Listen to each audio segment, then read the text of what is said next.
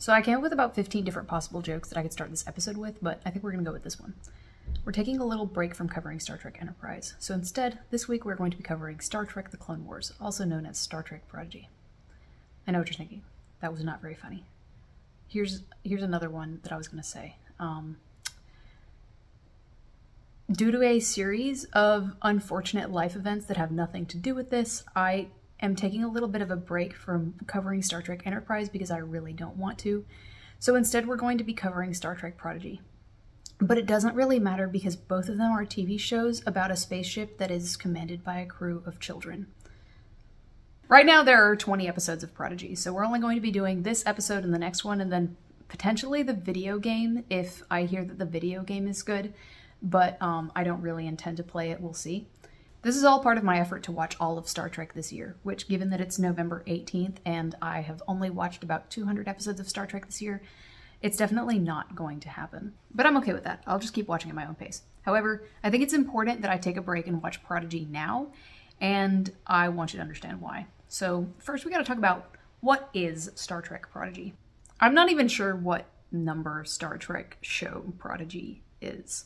I believe it came out right before Strange New Worlds. So actually it would be so there's the original series, the animated series, The Next Generation, DS9, Voyager, Enterprise, Discovery, depending on what year, Picard, then either Lower Decks or Prodigy was next. I believe Lower Decks came first. So Prodigy would be the 10th show that came out under the Star Trek name. We recently passed the 900th episode of Star Trek. That's a lot of Star Trek, and it starts to become a real problem to get people to start watching it for a variety of reasons. First of all, the original series is where you would typically think you might want to start out, but the special effects are really old and dated. Frankly, it's a struggle for me to get my parents interested in watching the original series with me because they think it is too old.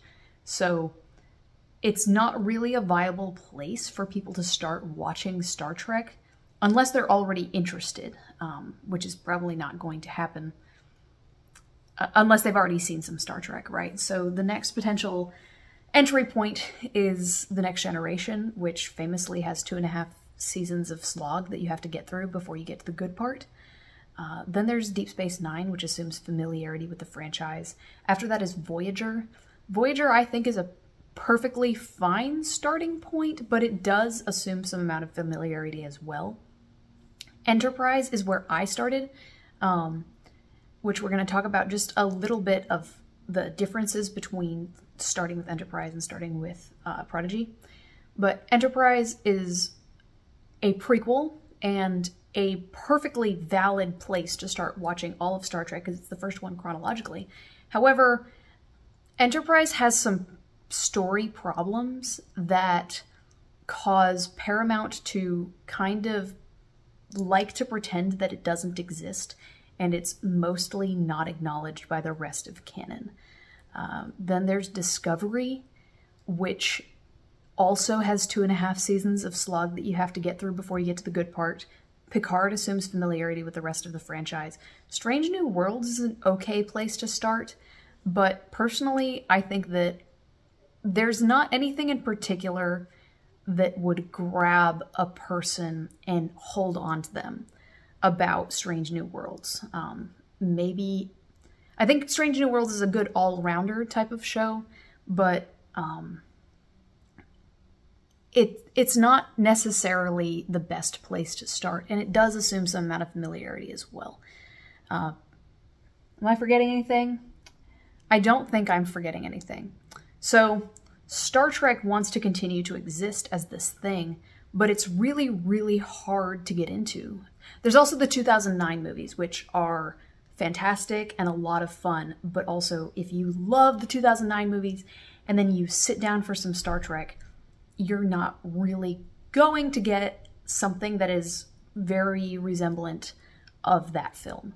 So the idea behind Prodigy is to create something that is an entry point for people who are completely unfamiliar with Star Trek, especially children, because who wants Star Trek to continue? Adults. Very few children, as far as I understand, are really into Star Trek, but my boss, for example, has a 5-year-old daughter. He's a Voyager super fan, and he loves Star Trek. Now is the time that he would want to be introducing his daughter to Star Trek. However, what about Star Trek is interesting to 5-year-olds? Not much. So Prodigy appeals to 5-year-olds, but it also appeals to 5-year-olds' parents who were teenagers when Voyager came out. So Prodigy is a continuation of the story of Voyager. Most of the Voyager cast either appears in the show or will appear at some point, either in a flashback or as a regular in the series. So the idea is that it's the kind of show that adults who are already familiar with Star Trek can share with their children, and everyone has a nice time. It's appropriate for 4 and 5-year-olds. It's probably truly entertaining to more of the 6 to 8 to 12 maybe crowd. The characters are teenagers, and the story continues the plot of Star Trek overall in a way that continues to fascinate adults, even if they have no children.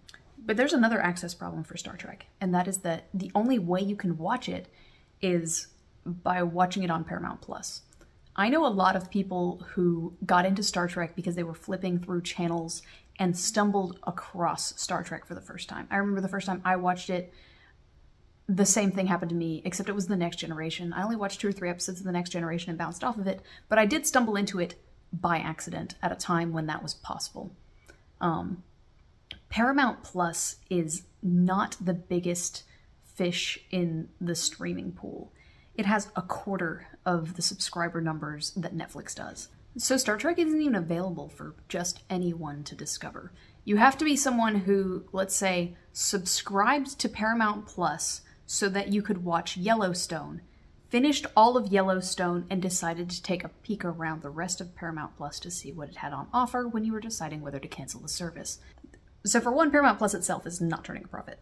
They have a huge selection of content. It's personally my favorite streaming service, although I will say that 90% of what I watch in general is Star Trek, so my samples are pretty skewed, but there are tons of movies and TV shows. I love old sci-fi movies, and there's a lot of those. However, I haven't really seen evidence that the platform is growing in subscriber numbers. A few months ago, Paramount announced that they had canceled Prodigy, and they were going to be removing it from the service so that they could count it basically as a tax write-off. The show had failed, even though lots of people were watching it, and so they were trying to get some amount of their money back. And then Warner Brothers Discovery looked for a different buyer to host the show going forward. And then eventually, due in no small part to the fans and cast members of other Star Trek shows who petitioned really, really hard for the show to be saved, including but not limited to a point where a plane was flown over the Netflix headquarters saying, "Save Star Trek Prodigy." Netflix did end up deciding to purchase the rights to Prodigy. So coming on December 25th is Star Trek Prodigy to Netflix. That will be season 1. Season 2 is already complete, or mostly complete, and it will be coming out soon after that. However, Netflix is not really reliable for keeping shows going, especially long shows like Prodigy. Long in Netflix terms, not long in anyone else's terms, by the way. So the picture I'm trying to paint for you is this. Regardless of the quality, regardless of the intended audience, or how long it is, or how expensive it is to make, Prodigy is Star Trek's best chance. Strange New Worlds is beloved by Trekkies, and that's great. Discovery is about to be wrapped up, and I hear that it was really good and they really got themselves together by the end, which is awesome. But you know who's watching those shows? Trekkies. Prodigy is how people can get into Star Trek. Prodigy is how we can get new Star Trek fans. Prodigy is how we can ensure that there will be Star Trek fans in the future. But I don't think Netflix is going to renew it for a 3rd season. The best hope for Prodigy, which is the best hope for Star Trek, is that a ton of people watch it on the day it comes out. And then a ton of more people watch it throughout the next couple of years, so that when it's time to renew it for a third season and Netflix doesn't, someone else thinks it would be a good idea to buy it. I've been a Futurama fan for like 10 years now, and Futurama has been on like 5 different networks. I don't know, 6? It's possible. So I'm making these videos now in an attempt to help build hype for Prodigy coming to Netflix on Christmas Day, so that you, when you are with your nephews and nieces during the holidays, decide to sit down, open up Netflix, and remember, your duty is to be watching Prodigy. Now, of course, you're thinking at this point, Jade, is Prodigy good?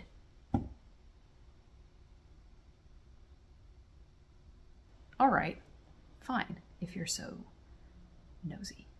So, in a word, yes, Prodigy is good. I was not actually planning on doing a video on Prodigy unless I really, really enjoyed it. And I did. There are a couple of caveats, though. For one, the visuals are beautiful to the point that you can stop on basically any frame and set it as your desktop wallpaper and be very happy with it.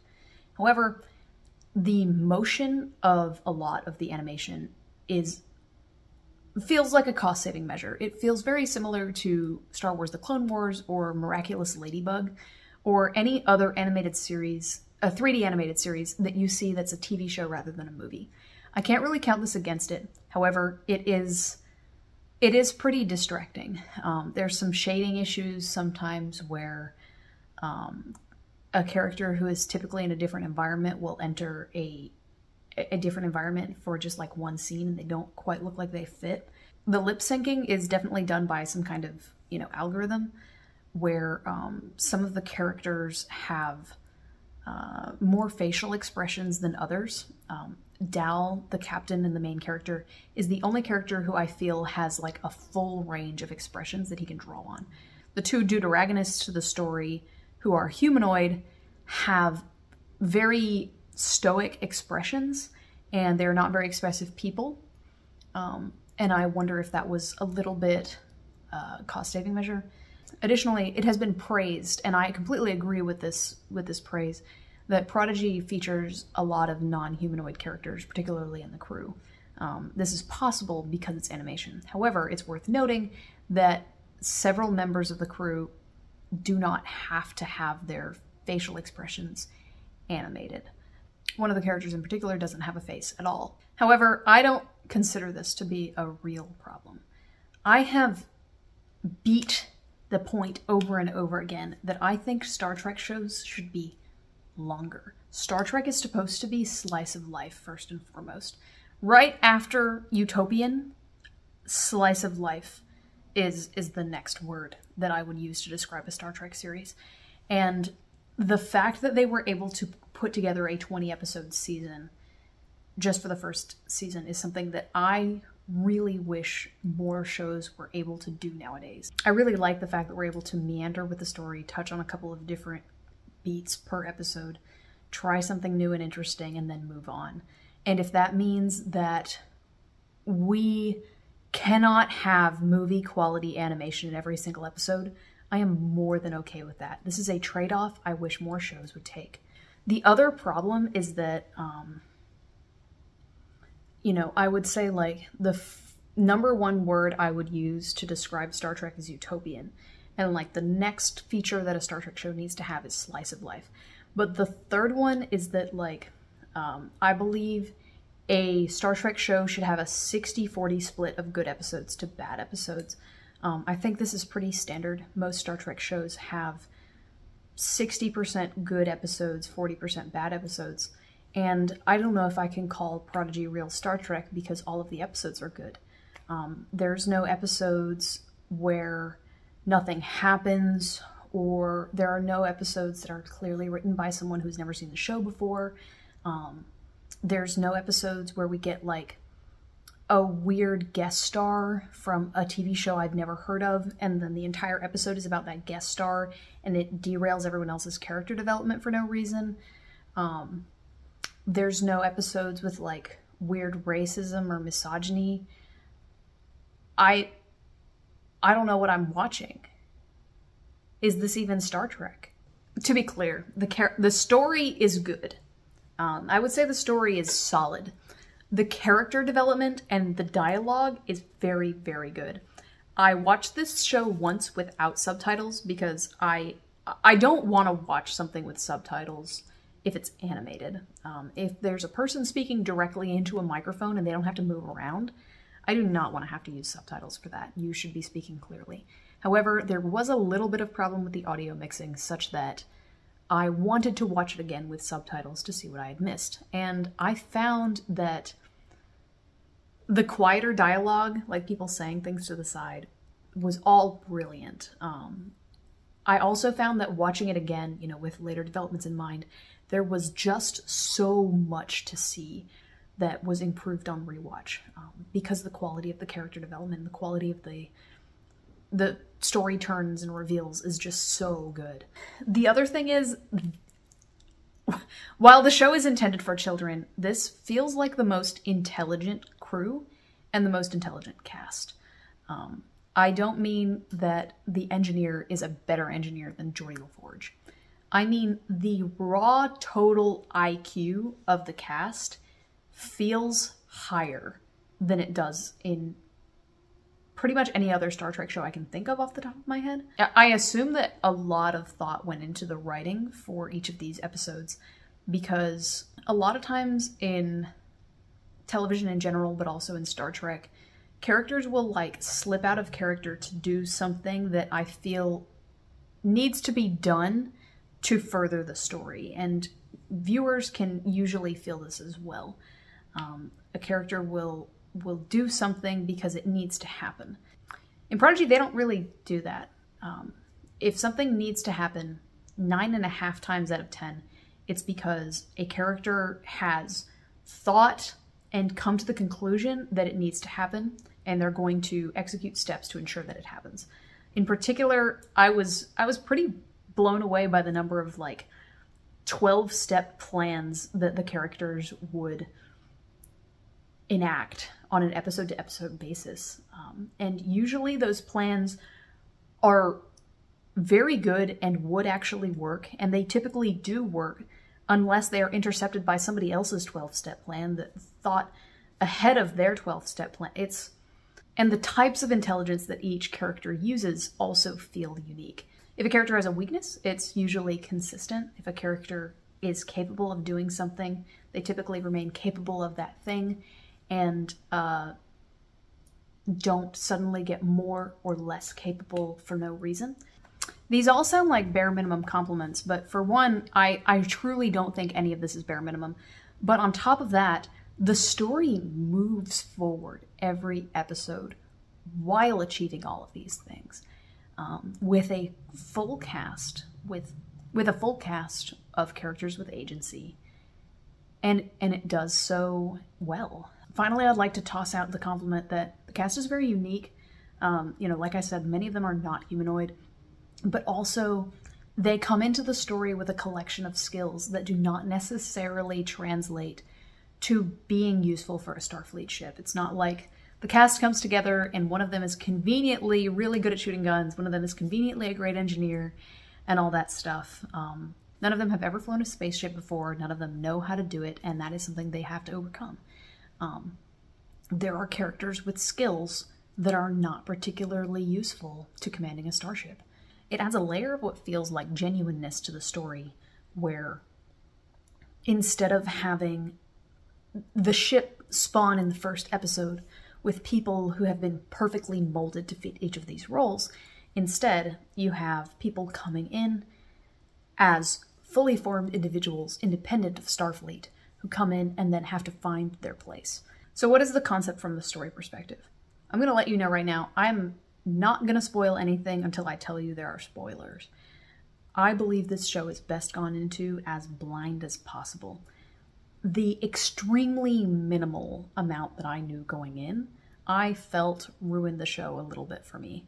Not ruined it, but I would have really appreciated having those reveals because there were some reveals that I didn't see coming that made me actually yell at my projector.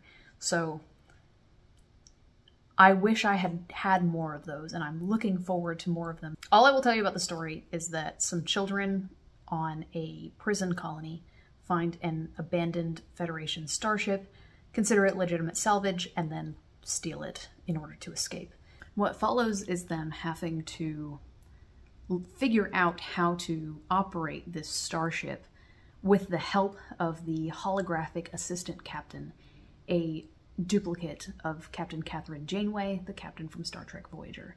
What makes this an excellent entry point to the series is that the characters have no knowledge of the Federation. They frequently argue about whether they should trust this concept of the Federation as this purely benevolent entity that they've only heard stories about. And the characters are all fairly unskilled in their respective tasks and have to learn how to actually do what they're doing. This makes it ideal for new viewers who have zero familiarity. When people come into the Star Trek subreddit asking, where should I start, even if this person is a 45-year-old man, usually at this point, Trekkies recommend starting with Prodigy, because that is Prodigy's goal. But what's kind of interesting about this whole concept to me is that it's basically indoctrination, right? Like, this show exists as a vehicle to allow parents to get their kids to watch Star Trek. The morals of each episode are not, you know, don't lie to your parents or don't steal your brother's cookies or whatever. The morals of the stories are things like don't violate the Prime Directive and the Kobayashi Maru is a test that cannot be beaten and other things. But this does make it enjoyable for adults as well, and I think the character development is still apparent. And I think it's exactly as educational to children, in that the kids still have to behave in a way that is acceptable to Starfleet. The kids are still sort of model children. However, probably my favorite thing about the show is that the kids are actually largely not model children.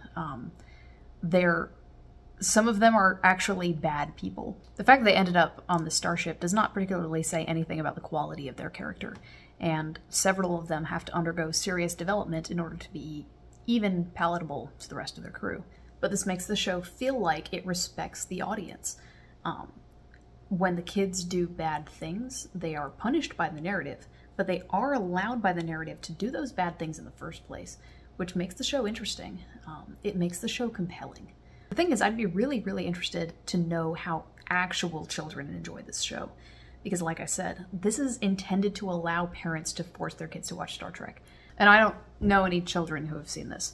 Is this actually capturing the imagination of children? Or is it just something palatable to children while their parents watch Star Trek? I'm actually kind of not sure. I don't have my finger well enough on the psychology of what makes children's media entertaining for children to be able to answer that question. Especially because when I was a kid, I didn't really watch cartoons. I watched a couple of animated movies, but I didn't watch any long-running TV shows that were animated. This is probably mostly logistical. The way my childhood was, I typically watched TV with my parents, so we always watched something that we could all enjoy. So we ended up watching a lot of stuff like Star Trek Enterprise and other things that were considered to be much closer to an all-ages show than what today's all-ages show might look like. Also, when I was a kid, the entertainment that was intermediate between SpongeBob and adult media was mostly those Disney Channel dramas, and I just plain didn't like those. So right now, there's a lot more variety for kids' shows. Things of all genres that appeal to kids of all ages. I really wonder if Prodigy had existed when I was a kid. I really don't know if I would have liked it or not. When I'm watching Prodigy now, I keep wondering to myself whether I would have enjoyed it if I watched that instead of Enterprise when I was 10 years old. I really don't know. So if you have subjected any children to Star Trek Prodigy, please tell me what they thought of it. Because I, an adult, I really liked it. So as a last note before I get into spoiler territory, for one, I'd like to remind you to please watch Prodigy. as soon as it is available to you. However, if right now you're thinking, how can I check this out? I have a couple of episode recommendations that I can give you. For one, I would say the first episode, which is a two-parter, is really the ideal place to start the series. However, the characters are very flawed in episode 1, and they undergo a whole lot of character development over the course of the first 10 episodes.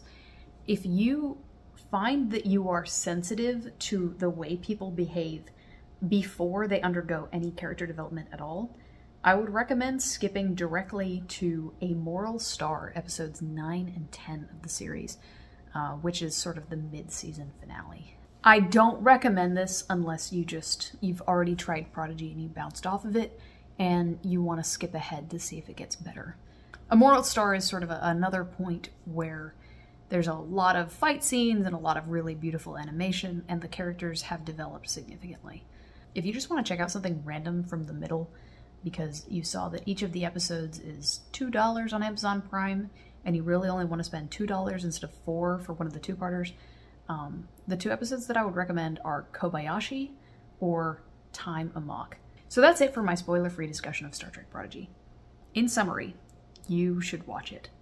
Now, if you haven't watched it, you should leave, because again, this is a show that is best experienced with zero context. Bye-bye. So now that we're in spoilers, I want to start by talking about some of the characters, and we're going to start with the villain.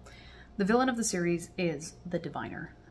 What's interesting to me going through these episodes is that the characters develop basically, in episode 1 they are Star Wars characters, and by episode 10 they are Star Trek characters. But the Diviner is a bad guy. He doesn't really develop. He has some development, but he doesn't get much better. And he's a Star Wars character. Actually, that's not quite accurate. He's Hawkmoth from Miraculous Ladybug in a Star Wars skin. I showed my friend pictures of this guy and she thought that he was actually Hawkmoth. Like, they just copied his model and moved him over different to show. It's not that bad, but it's pretty funny how they both just kind of stand under a dark dome and rant most of the time. And then when they come out of their dark dome, it's a big deal. Yeah.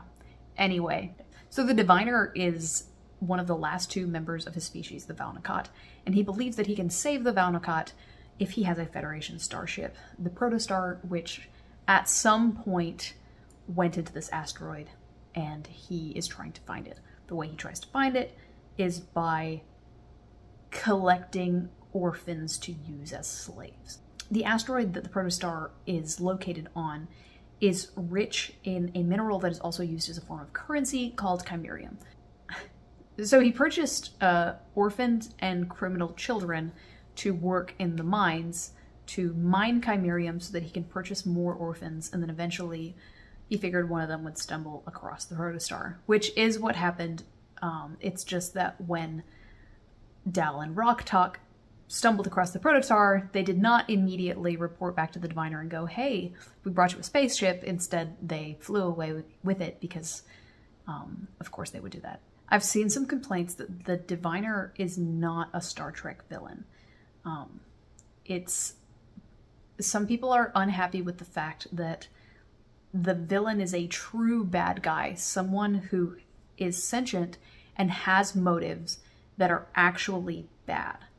However, I think I am okay with it at this point, and here's why. For one, in young children, it is considered to be most important to teach them the concept that there are people who can hurt them for their own safety.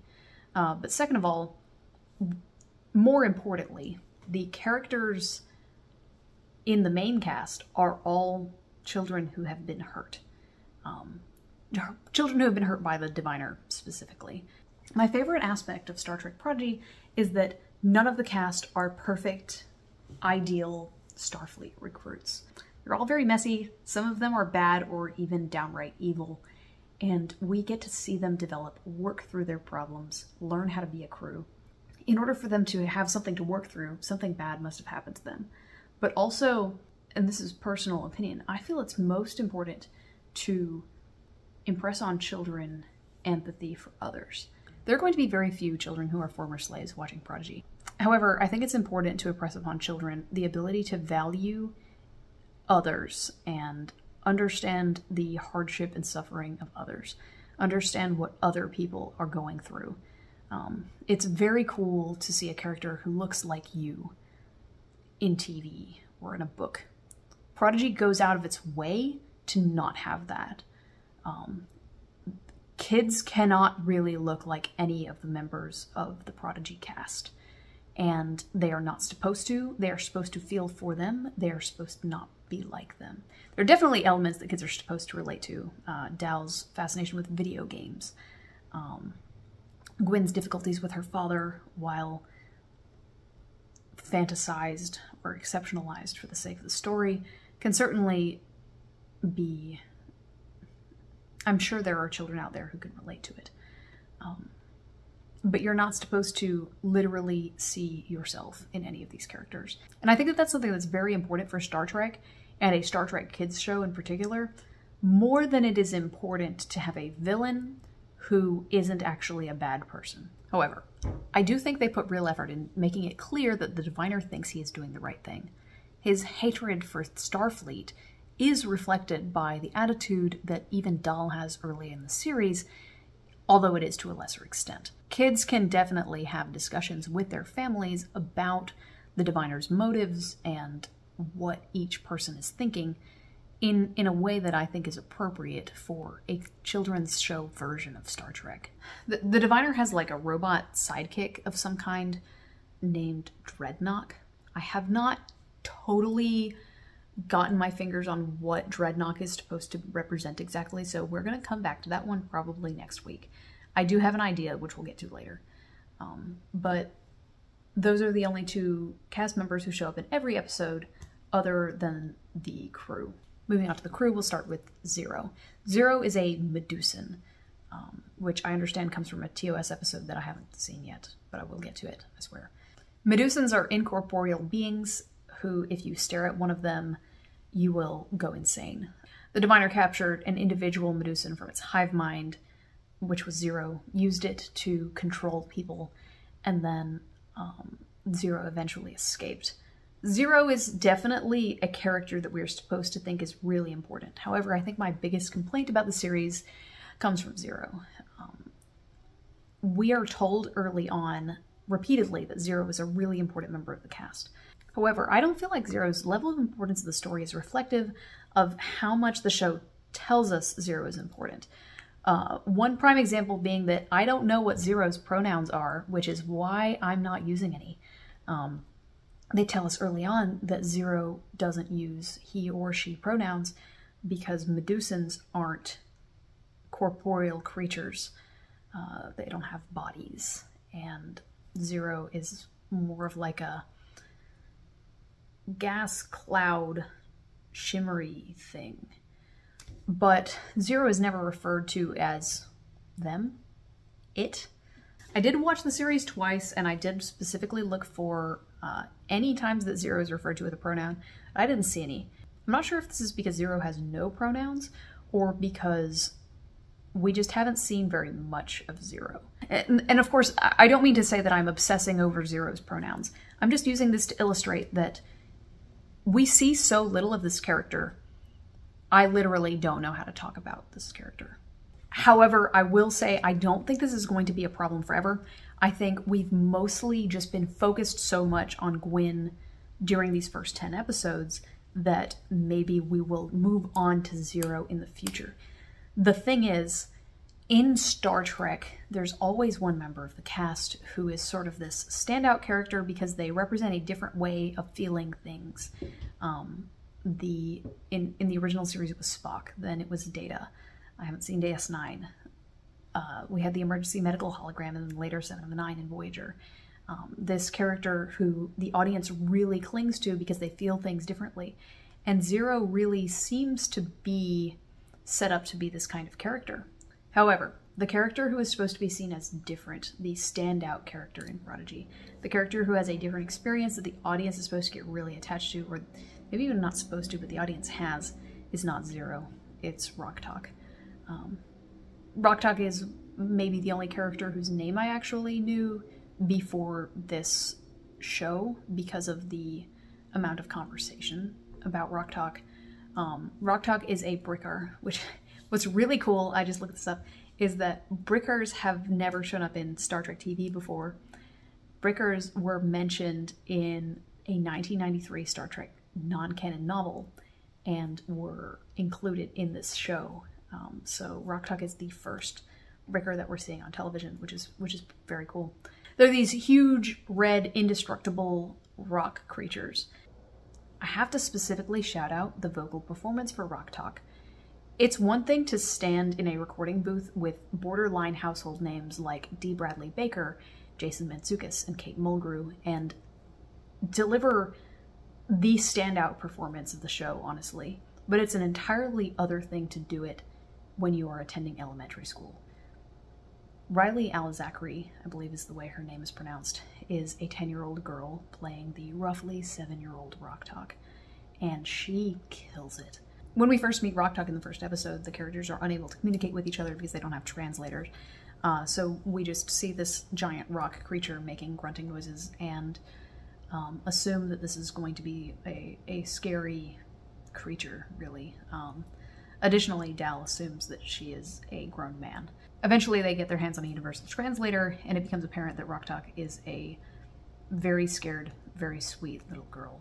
What makes this character sing as a concept is how casually she mentions the horrors. Sometimes it's brought attention to, and sometimes it isn't. She doesn't want to be seen as the muscle. Immediately the other kids put her into the role of being the security officer, being the enforcer, but she's at this point sick of being used to beat people up. People are afraid of her when they see her. She's only ever eaten the Nutri-Goop that was served to the slaves in the mining colony, and you just want to give this character a hug all the time. And sometimes this is the plot of the episode, and sometimes there's just little moments in the middle of something else where she mentions something awful. With Data, you always felt sorry for him because of his treatment by others, but I really appreciate the fact that the standout character in this crew is someone who is not at all like Data, or Spock, or T'Pol, or the emergency medical hologram, or 709. Rock Talk is a very, very different character, but one who I think is very important for Star Trek, for the concept of Star Trek. She wants to go to the Federation because she has not given up hope. She believes in the idea that maybe there are grown-ups somewhere who know what they are doing. It's very sweet. She caves under pressure, she cries a lot, and I guess I should point out that every other Star Trek that has tried to include a child member of the crew, although everyone else is children, Rock Talk is the baby. Prodigy appears to be the only one who was able to pull it off. Rock Talk also has a pet slug named Murph. I want to pull out something for a second. I have a real complaint about something to do with the Blu-ray for Season 1, or Season 1 Part 1, and this is what it is. I assume this is actually the same descriptor that like Amazon has for the show and all that kind of stuff. This is the description of the series. Star Trek Prodigy follows the intergalactic adventures of 6 teenagers as they try to escape from their cruel past and look to the stars for hope and salvation aboard an abandoned Federation starship. 6. There are 5 crew members and Murph. Occasionally there are jokes that maybe Murph is a little bit more intelligent than he seems, or something like that. But the reason I know Murph is sentient is because this told me there are 6 teenagers, and I only know of 5. Actually, I only know of 4, but at one point Rock Talk gets locked in that time loop for 10 years, so she is the same age as everybody else now. So I assumed that Murph is actually a real boy, which is disappointing because I have watched all of the episodes in this set, and I don't know that. But the box tells me. Thanks, box. I do love Murph, though. He's so cute. He's just a slug that can eat anything, including the warp core, and be used as a little pocket dimension. It's awesome. I do love Murph. Somebody is selling crochet Murphs, and I don't think I would buy one, but I think if I saw one in a store, I might buy it. Anyway, Then we got Gwyn. She is the clone of the Diviner. We're not sure yet to what degree she is his clone. You know, is she fully genetically identical and they're a hermaphroditic species, or is she trans, or is she actually just mixed with some DNA that he had lying around? We don't know, but I do think she's his clone. I think the hermaphroditic species is probably the closest to the truth. I think it's very cool that her body language is very, very similar to her dad. It's like they're using a lot of the same animations, and it comes across as them being related. It's very cool. It's very cool that they were able to achieve that with the animation. The one thing that I knew about this show going in, I was so disappointed, is I knew that the first officer of the ship is a communications officer, which is unique to a main crew, which I was really disappointed that I knew, because Gwyn is a bad guy for the first many episodes. And I knew she was going to be the first officer of the ship because she can speak a bajillion languages. She believes she's one of the last Valnicott in existence, so she's got this sort of sense of duty and purpose to her connection with her father, where even once it becomes clear that he's a very unreasonable bad person, she still thinks that their goal is important. But what she loses over the course of the series is her sense of importance. For one, it turns out that she is not one of the last two Valnicott in existence. She's not some chosen one in that regard. In the mining colony, the slaves were kept in line by being deprived of translators, and Gwyn was one of two translators who was able to facilitate communication between people. This makes her almost the most important person in the mining colony, but as soon as they get on the ship, she's basically nobody, because the ship can do all of their translation for them. All of the characters are speaking different languages, but the ship facilitates their communication. They're also always carrying around comm badges, so even if they get away from the ship, there's nothing that Gwyn can really do to help in that regard. But being stripped of that overdeveloped sense of self-importance is good for her. It's necessary for her development. In fact, she spends the first couple of episodes in the brig. The other thing I want to call out about Gwyn is that she's one of the most intelligent main cast members we've ever had in Star Trek. She's able to consistently come up with these elaborate plans that work or don't work for a very good reason.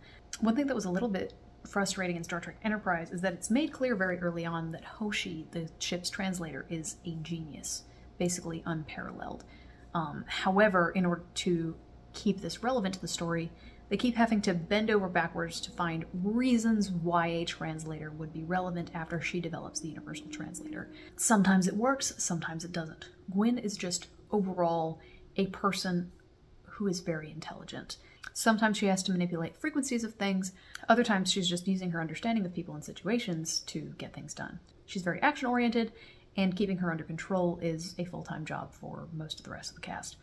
She's also got this like cool psychic sword. She's got like this arm brace that can turn into a sword thing.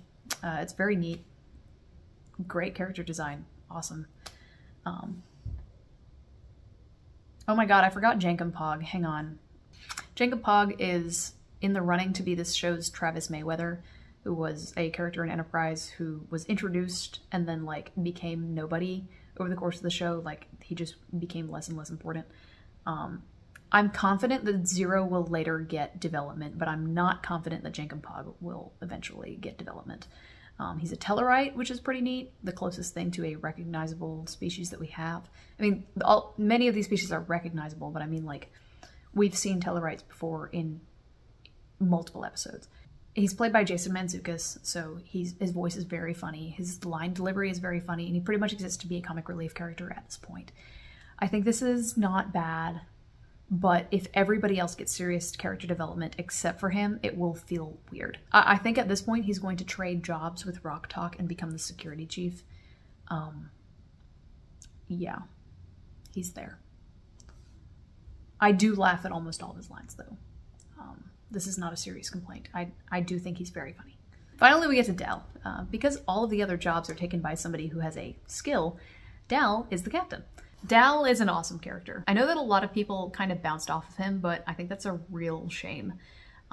He does seem kind of like a generic jerk on first viewing, but after I watched these first 10 episodes again, I thought that basically everything about his character was absolutely fascinating. Not that I didn't like him at the beginning.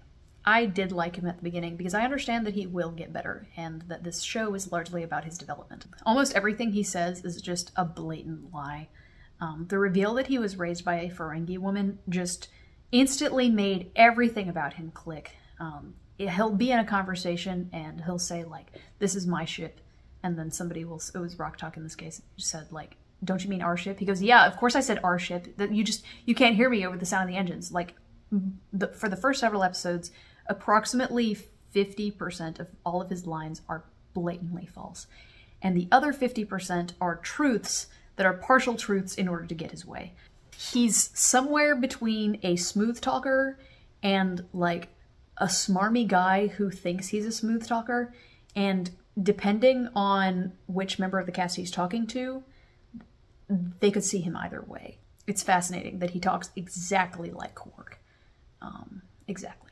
So he becomes the captain of the ship largely by process of elimination, but after a couple of episodes, he really does put in some serious effort into being a good captain. Once it becomes apparent that his crew doesn't really respect him and thinks that he's just a self-obsessed, controlling jerk, he puts some real effort into becoming a better captain, specifically because he does not want to cave to the Federation. He doesn't trust authority for a very good reason, which is that he used to be a slave, and then before that he was raised by Ferengi, so we can see why he thinks what he thinks about the Federation, which is that the Federation is just a name for another person in charge, which I think is a fascinating angle to attack Star Trek itself from. But his genuine dislike for the idea of the Federation turns into a sort of manipulative argument for why he should be the captain. He says that they can't go to the Federation. They don't know these people. They are probably just going to take their ship away from them, and therefore everyone needs to trust him to take care of them, even though he has no intention of actually doing so. I really enjoy watching Dal's character development. I think he's probably my favorite character, but he does really resemble the kind of character I usually like. At first he seems like a total idiot, but he has the power of heart in a way that could be used to be an excellent starship captain. So once he starts to kind of break down his flawed ideas of what he should be doing, he becomes an excellent leader, even in the course of these first couple of episodes. Just a couple of notes about Dal and Gwyn. So Dal is the captain, Gwyn is eventually his sort of second in command.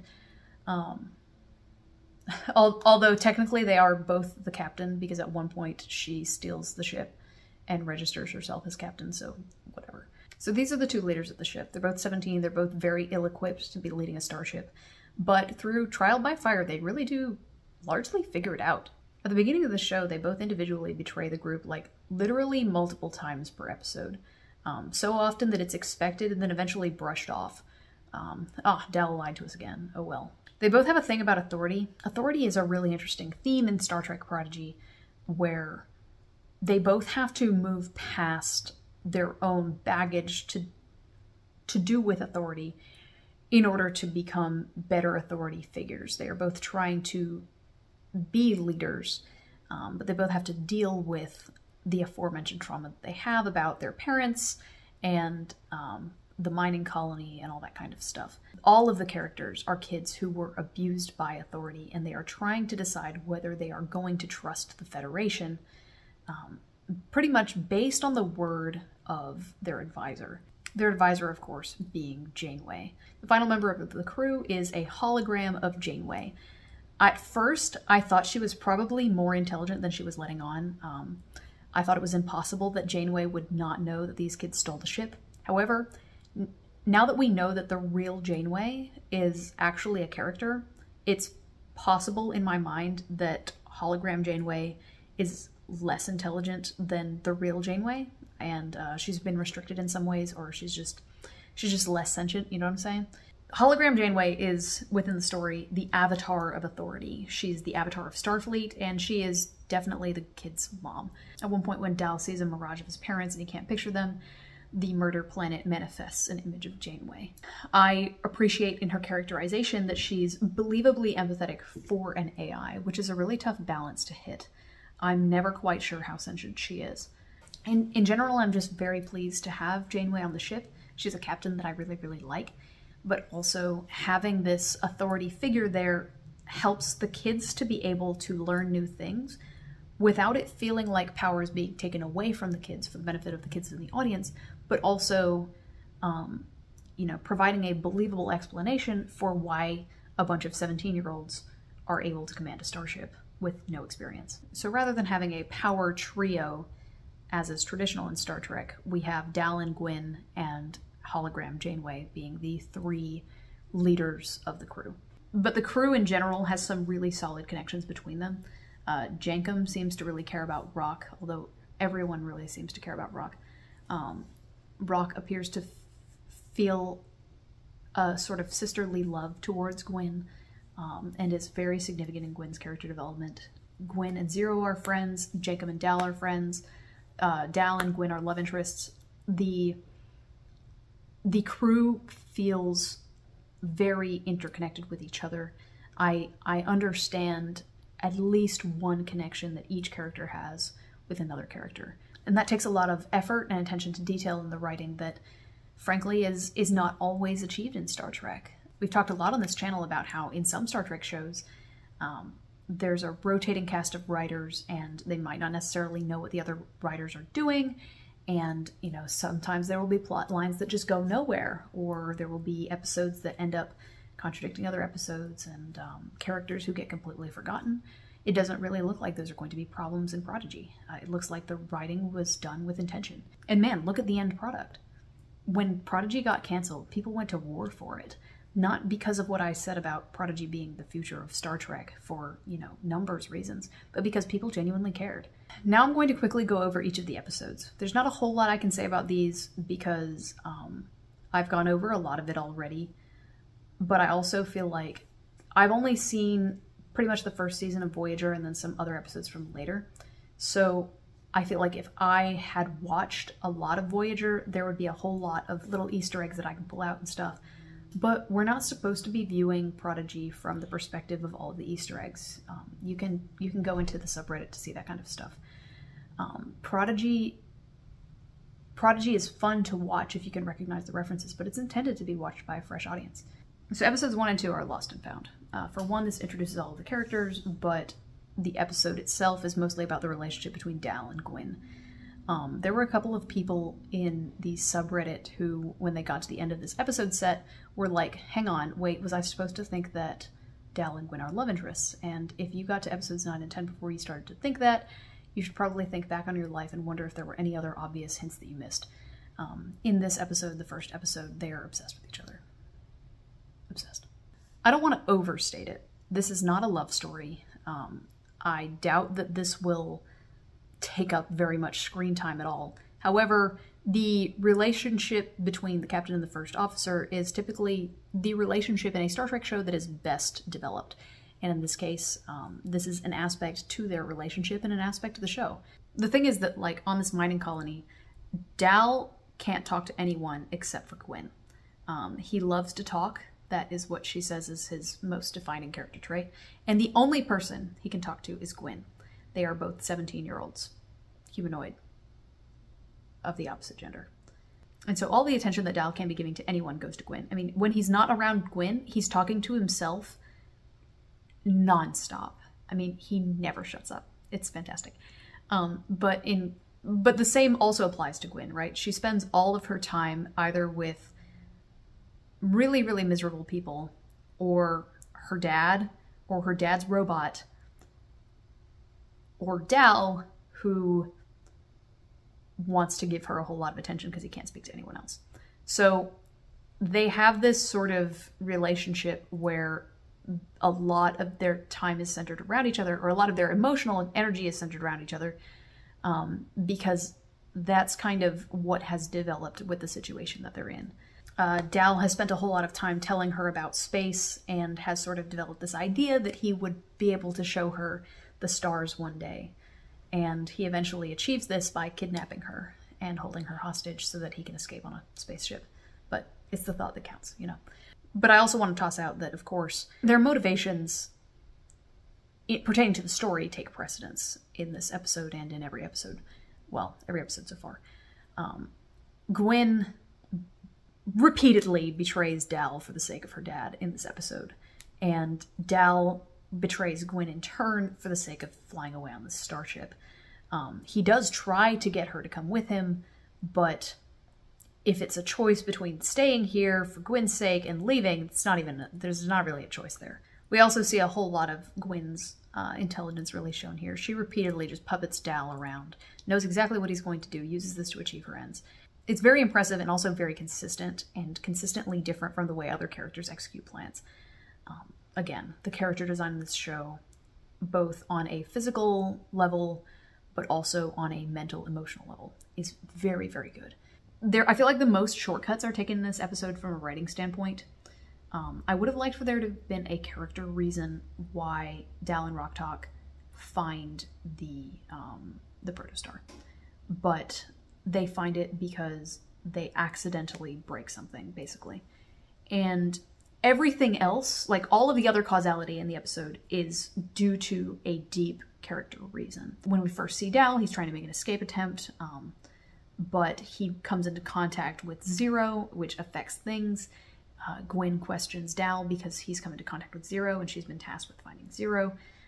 Everything else that happens in the episode is due to a character's agency, except for the accidental finding of the protostar, which is like the most important thing that happens.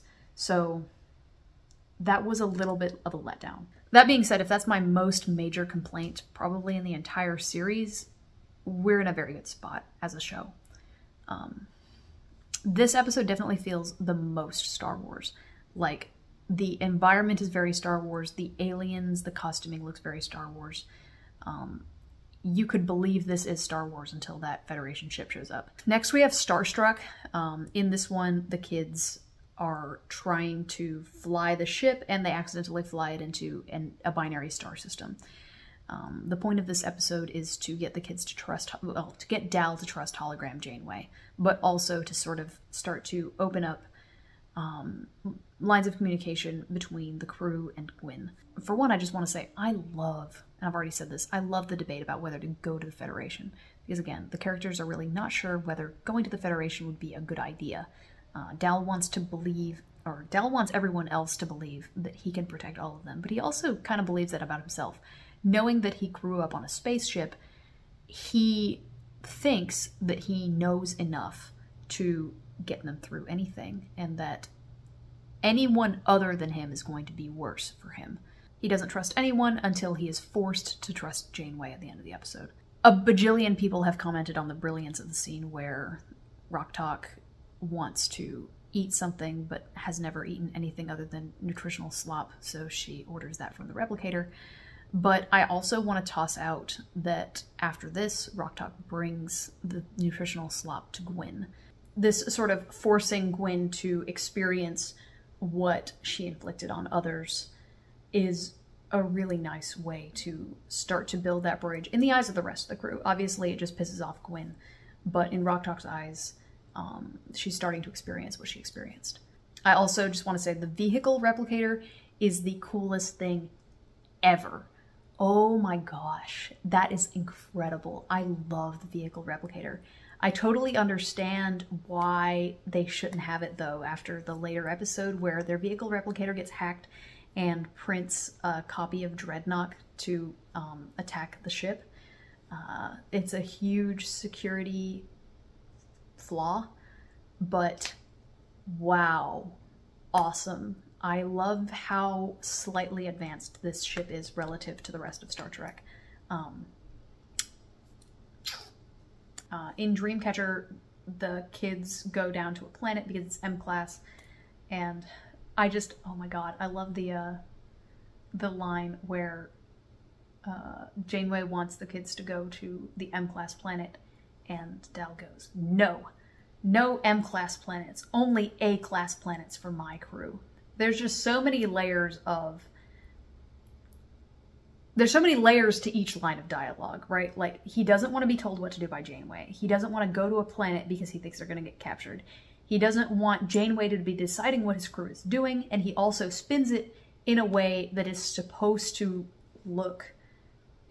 make him look like a more generous captain, even though he's really just, you know, being manipulative. The dialogue is so good. But Janeway basically threatens to turn them into Starfleet, which is what made me think initially that she totally knew their situation. But Janeway threatens to turn them into Starfleet if they don't go down and investigate the planet. So they go down and then immediately split up. Oh my gosh, I'm sorry, I missed the best part of this episode. This is maybe the best part of the whole series for me, was the scene where Janeway gives the kids phasers and tells them that it's for emergency use only, and the two boys immediately shoot each other, and Jacob shoots himself and stuns himself. It's so good. One of the other amazing things about this show is that I find it funny. The humor is funny for adults. The humor is also funny for children, but like, it's not just kid humor. It's genuinely very funny, and that is hard to pull off. The kids go down to the planet, immediately split up, and they are subjected to tempting daydreams. Zero is given a maze with a giant version of the ship's core, which apparently fascinates Zero. Like I said, I really wish we had some more character work over there.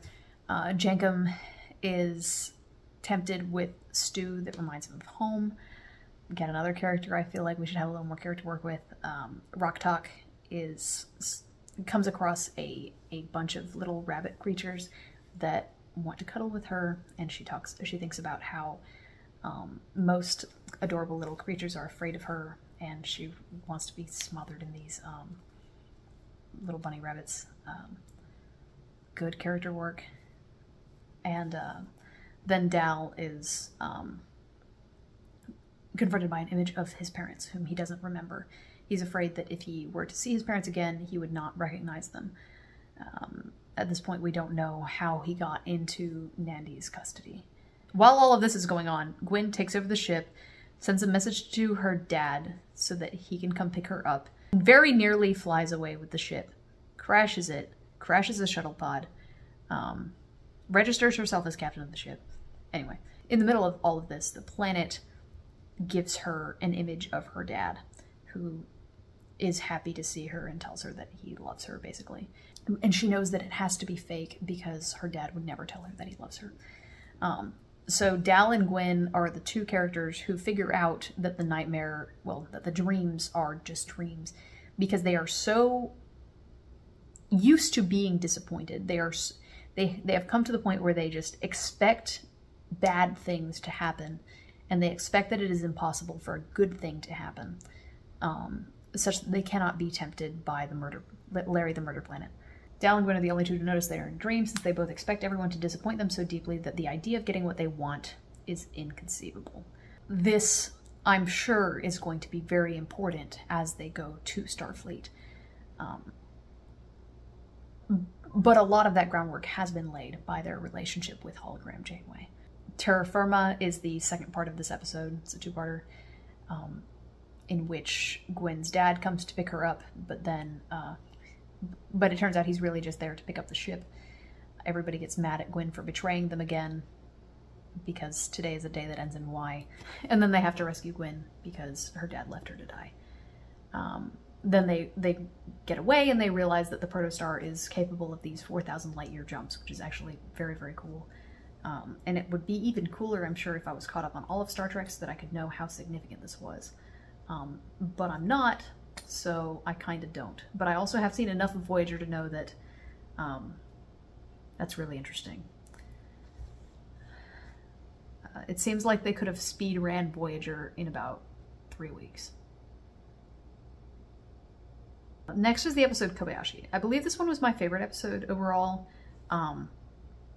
It has 3 little plot lines in 20 minutes, and I'm always impressed when a show can juggle multiple plot lines in a small amount of time. In one plot line, Rocktalk discovers that Murph is indestructible. In another plot line, Gwyn and Zero are investigating the logs from when hologram Janeway lost her memory of what happened to the original crew of the Protostar. I'll just go ahead and say it.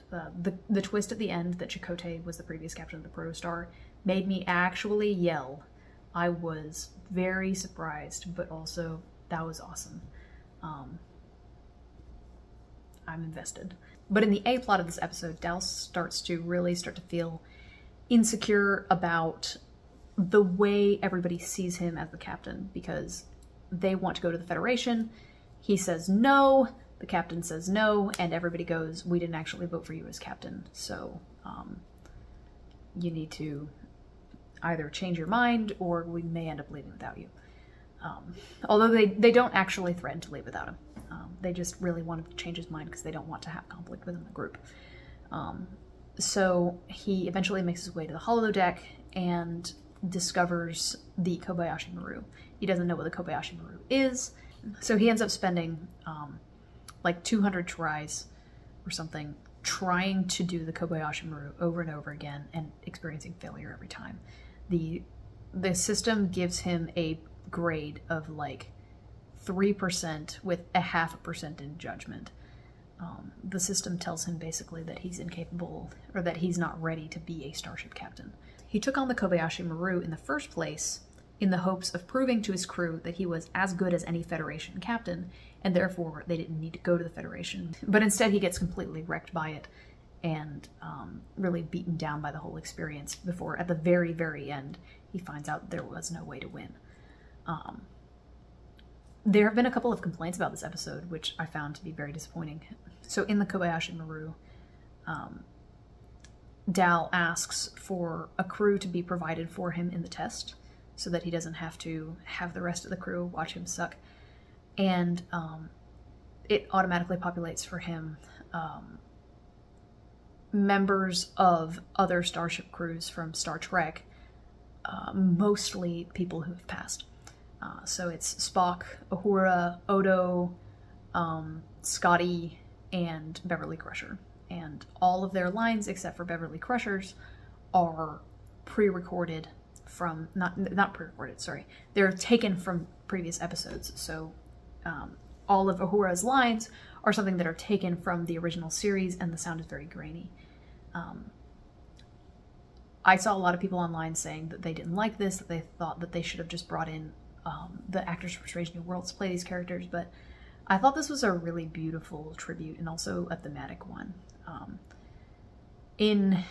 At this point, we don't know that Admiral Janeway is alive, but Janeway lives on in hologram Janeway, just as those other 47 doctors lived on in the emergency medical hologram in Voyager. The idea that the Kobayashi Maru is populated by previous starship crews who behave the way they would have behaved, I actually thought was a very touching tribute to these characters who can no longer really exist in the same form. You know, we have Spock and Uhura and now Scotty in Strange New Worlds, but they aren't the same, really. I mean, they're supposed to be the same, but they're really not. I found this episode to be very beautiful, and I liked a lot of the lines that they pulled out. And I did like the fact that the audio is grainy and terrible compared to the rest of the audio. I thought it really tied the episode together. It also contributed to Dal feeling alone. He eventually kicks Jankum out of the simulation, and he sort of sees these other characters as NPCs. Until the very end, when Spock gives him a canned speech about what a good captain he is. Because after 200-something tries, he very nearly actually wins, but then accidentally blows up the Enterprise because he puts his feet up on the dashboard. Although in the actual Kobayashi Maru, what would have happened is there would have been just more and more waves of Klingon ships until you eventually die. I really, really liked this episode because this is the point when Dal realizes he is not enough just because he grew up on a Ferengi ship. He has to actually try to be better. He has to actually try to be a captain. It's not something that's going to come naturally to him. He has to put in the work. But I also related to him a lot. Personally, so I played Hades a couple of years ago, and I'm not very good at video games, so it took me 213 tries to get through. That's a game that normally takes about 30 tries. I did it over and over and over again for a month. I slept for like 4 hours a day so that I could play Hades over and over and over again. And that was always something that I was proud of, the fact that I eventually beat it, even though I really sucked at it. And when I watched this montage of Dal trying the Kobayashi Maru over and over and over again, that made me really love him. You know, before this point, I just kind of, I knew we were going to go somewhere interesting with him because I knew that this show was very beloved and he's the main character. But this is the point when I went, man, I love this guy. But then I started to love him even more in the next episode, First Contact.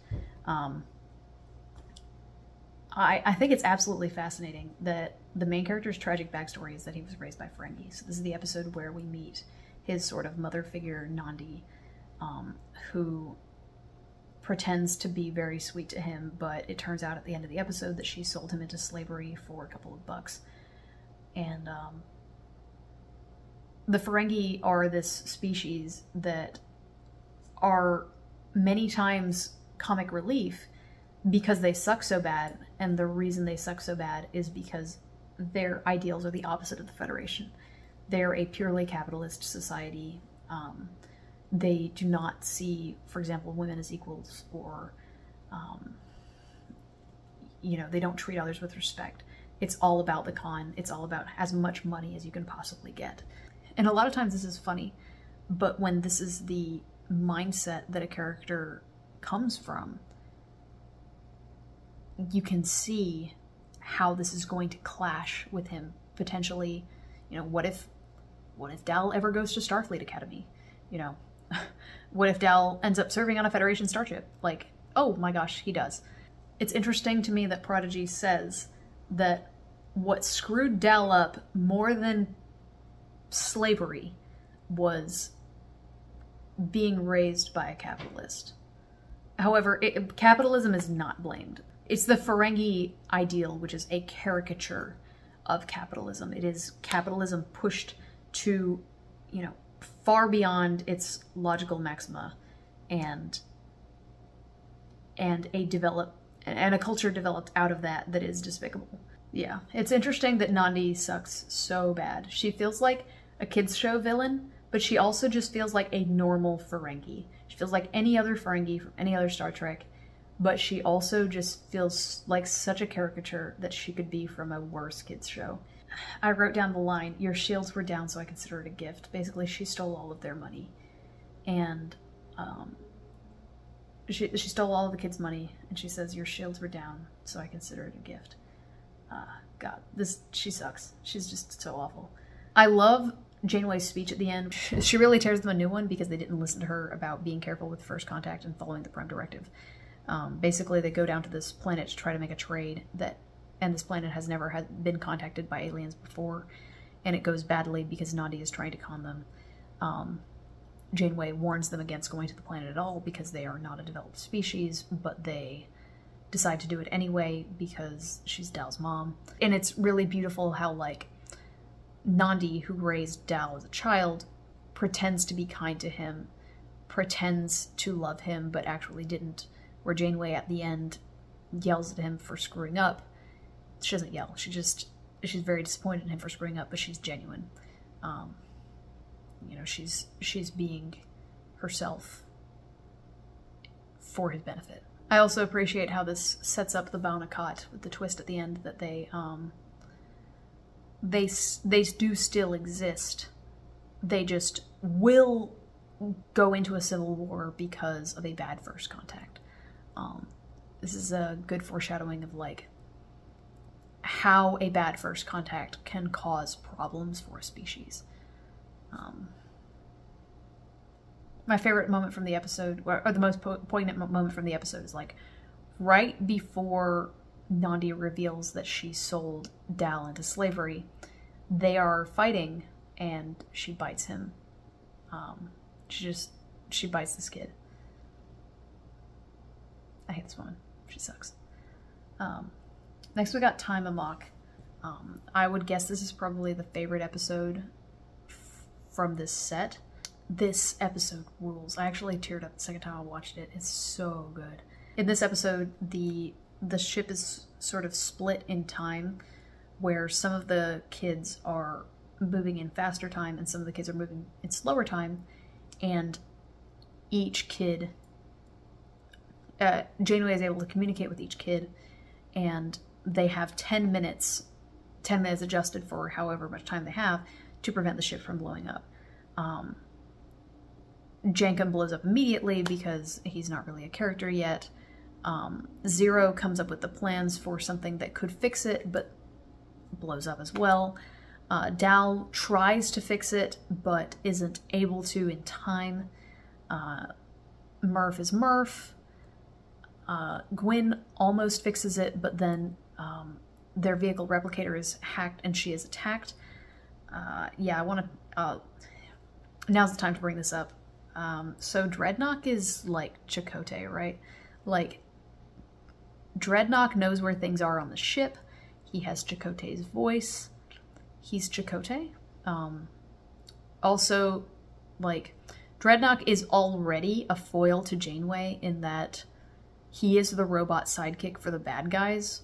So he's Chakotay.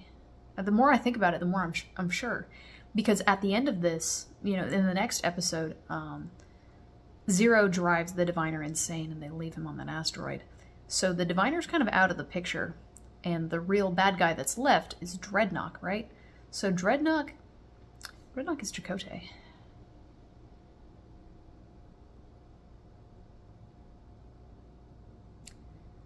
Anyway, all of the character work in this episode is really, really good. So I accidentally started this episode first because it was on the other disc, and I put in the wrong disc first on accident. And I have to say that I was not impressed going cold into this episode, but I do think it picks up. So like for people that start with this episode, I don't think that it's amazing until like 5 minutes in, it starts to really pick up.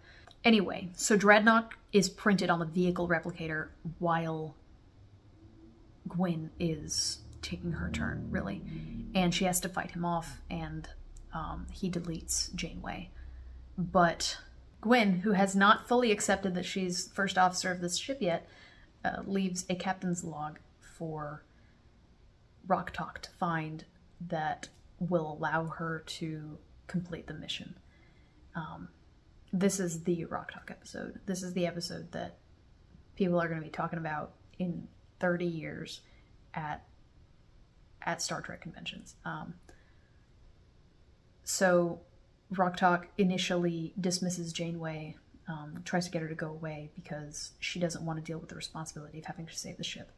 But after all of the other crew members have died, have blown up, she has 10 years to figure out how to save the ship. Everybody else had 10 minutes. She has 10 years. And she spends the next 10 years learning computer engineering, quantum mechanics, all this kind of stuff so that she can figure out, for one, she figures out how to reload Janeway from the memory buffer. And for two, she figures out how to save the ship. She makes a little crochet doll of Murph. She watches the recording of her crew over and over again in the holodeck. And she learns to be an engineer. When we're talking about kids seeing themselves in role models in children's media, I think this episode is a brilliant one. Rok-Tahk starts out kind of, she's not even whiny, she's just kind of, she caves under pressure. And in this episode, she grows up. But it shows little girls that they can grow. And maybe this, I'm sure this has a little bit of extra meaning to me because I'm a computer engineer. But it does take hard work. It does take 8 to 10 years of studying. And, but little girls can do it. You know, if you really have to, if you put your mind to it, if this is what you want, you can. I think I mentioned this, but I assume after this that she and Jankum will trade roles. She will be the engineer and he will be the security officer because he seems to like blowing things up. This episode's excellent. So then we get to the last episode, A Moral Star. I spent a whole lot of time trying to figure out what the heck a moral star means until I saw on Reddit it's an anagram of Tars Lamora, the name of the asteroid. So, yeah, there it is. Thank you, Reddit. At the beginning of this episode, when we go back to Tars Lamora, it made me realize that the character development for this show is they start out as characters from Star Wars and they become characters from Star Trek. It's hilarious. I love the moral question or the leadership question at the heart of the first episode, which is, do we want to deprive the bad guy of what he wants, or do we want to try to do the right thing and achieve some good? Basically, the diviner reaches out to the kids and says, I will kill the rest of the slaves if you don't bring my ship back in 24 hours, but if you do bring it back in 24 hours, I will let all of the slaves go. And at first they debate which one of these things they should do, because they don't want to give the diviner what he wants. He's, you know, giving this diviner guy a weapon probably means that he's going to use it to do something awful. And then it turns out that that is his intention. He does intend to use it to do something awful. But the kids find a way to get their ship back by creating this very complicated 12-step plan that involves all kinds of lying and assumptions based on them knowing what Gwen's dad would do at any given time. I was so impressed. They really did, the kids really did a good job here, but I also felt like the plan that they came up with is something that is well within their actual capabilities. Like, I don't feel like at any point these amazing plans they come up with are the kids just being suddenly geniuses. They're very consistent. This is the way they think all the time.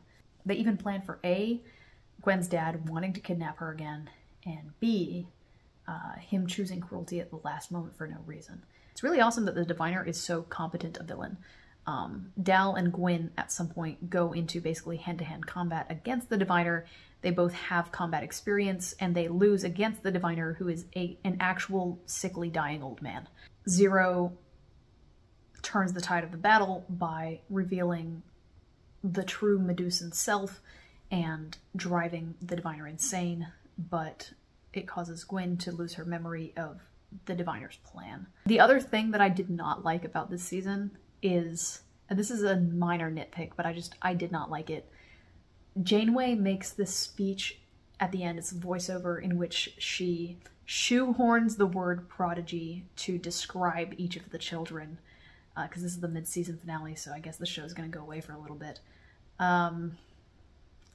It bothered me. Is this the biggest deal in the world? No, but I did roll my eyes when it happened. Yeah. Speaking of which, I forgot to mention this. By this episode, I had lost all meaning of the word progeny. Progeny is what the diviner calls Gwen. My progeny. And he says it about 15 times an episode. And then at the end, Janeway turns to the camera and says, progeny means offspring. Thank you, Janeway. I didn't like it, but it's not the worst thing ever. And then finally, at the very end, we see Admiral Janeway. Turns out she's on a mission to find out what happened to Chakotay. She doesn't know that he's an evil robot now. So I'm excited to see it. I'm really excited to see the kids meet up with the real Admiral Janeway, because the kids' relationship with authority is the point of this show. So there's Star Trek Prodigy. I really enjoyed it.